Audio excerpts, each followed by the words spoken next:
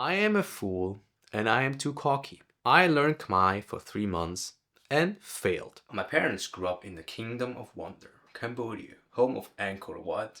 Cambodia is also the home to the native speakers of the Khmer language. Khmer. I also had to learn that it is pronounced Khmer, not Khmer. My parents did not teach me Khmer. 0. You already taught me 2 languages. Couldn't you just have thrown in a third for good measure? Just kidding. This year, I had a trip lined up to go to Cambodia together with my parents. And I thought it is a good time to connect to this part of my roots and give myself a new challenge to learn Khmer in 3 months. With the confidence I gained through steadily making progress in my Mandarin skills over the past 2 years, I thought I understood the pillars of learning a new language and I could just speedrun learning Khmer with the following plan. Learn the alphabet and pronunciation so that I can read. Learn the 500 most commonly used words in Khmer. Get comprehensible input sources, YouTube, podcast, books. Get online classes or tutoring once I become somewhat conversational. It looked like a solid plan to me. And here is where I went wrong. I completely underestimated how long it takes to learn an alphabet that is nothing like anything I know.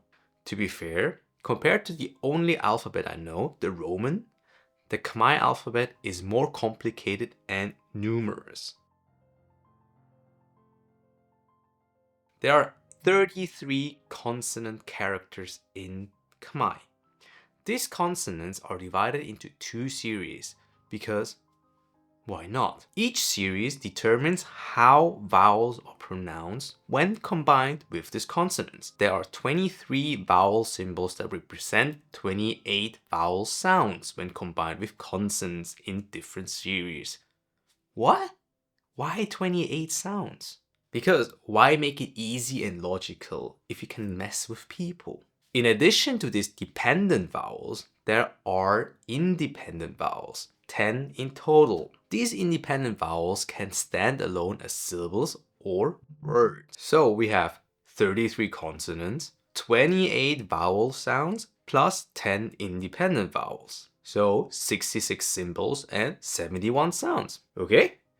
Nope. There are things called subscript or feed and diacritics. Subscripts or feed are used when 2 consonants are used to create a so-called consonant cluster. And the second consonant is written in its subscript or foot form. Sometimes they look like the miniature version. Like this, but just smaller. Sometimes they look nothing like the original. So, removing the ones that look similar to the original symbol leaves us with another 15 symbols to learn, bringing us to a total of 81 symbols and 71 sounds. But we're not done. Remember diacritics? Diacritics are symbols that modify the pronunciation, change meanings, or provide grammatical context. Like in French with their and I. In Khmer, as far as I know, there are about 10 diacritics, excluding punctuations. Some of them are now rarely used, so about 7 of them is what you could come across regularly. With these diacritics, it brings the total to a whopping 88 distinct symbols and more than 70 different sounds. Other sources state somewhere between 81 and 105. That equals a fairly big number of sounds that you never make in English. It took me about 2 weeks to remember the alphabet somewhat well. And I am not the only one who thinks that Khmer is complicated. Yeah, I might be giving up over here. Then I thought because I know the alphabet, I would be able to read and pronounce the words. Nope.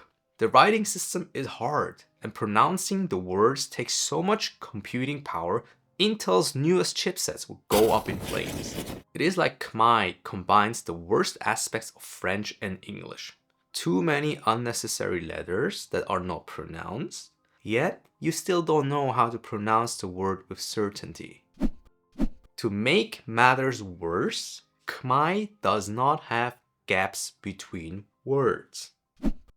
Input is challenging. There are only roughly 16 million speakers of Khmer, so it is a niche language. This makes it difficult to find input that is one, interesting to you, and two, that is appropriate to your level. Can you say vamos a la fiesta?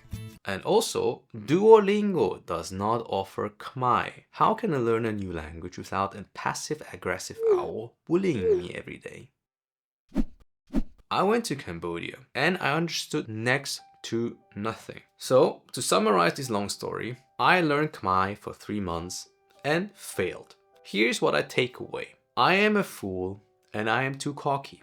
I thought because I learned languages before, can speak 3 languages more or less fluently, have learned multiple languages before, and did research and tried out various methods of studying languages, that learning a new language would be easy for me. I definitely did underestimate the challenges of learning a completely new language from scratch as an adult. I did not take it seriously enough. My goals and motivations were a bit lackluster.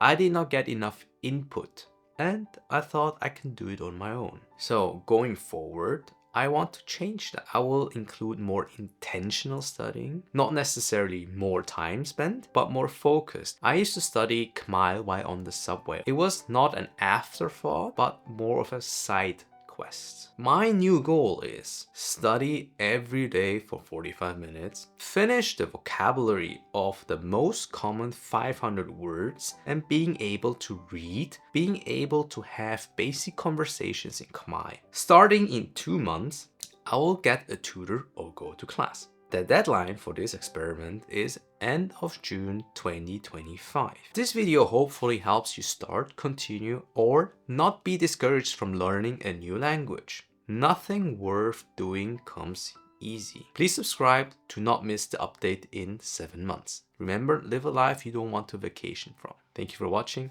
See you next time.